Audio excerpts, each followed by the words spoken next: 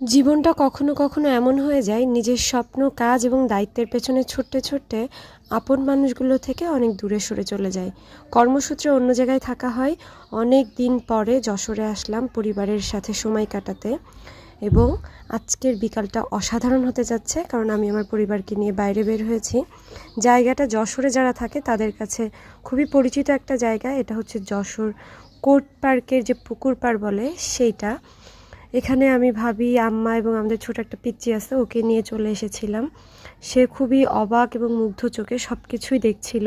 যশোরের চটপটি ফুচকা আমার খুবই পছন্দের, আমার ভাবিরও পছন্দের, এজন্য দুজন মিলে ভেলপুরি অর্ডার দিয়েছিলাম এবং বেশ মজা ছিল। ছোট ছোট ফুচকাও ছিল, সাথে ভেলপুরি ছিল।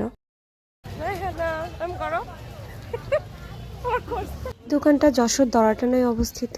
আমি যখনই যাই এখানে যাওয়া হয়। দোকানটা অনেক ছোট হলেও এখানে অনেক মানুষের ভিড় থাকে সবসময়ই। একটা থালি পাওয়া যায় যেখানে লুচি, ডাল, মিষ্টির আইটেম থাকে এবং খেতে খুবই মজা। তো ওদেরকে নিয়ে ওখানে চলে গিয়েছিলাম। তারপরে একটু শপিং করলাম। সন্ধ্যা হয়ে গিয়েছিল, শীত পড়ে গিয়েছিল যশোরে, এই কারণে একটু তাড়াতাড়ি ব্যাক করেছিলাম। শীত লাগে তোমার?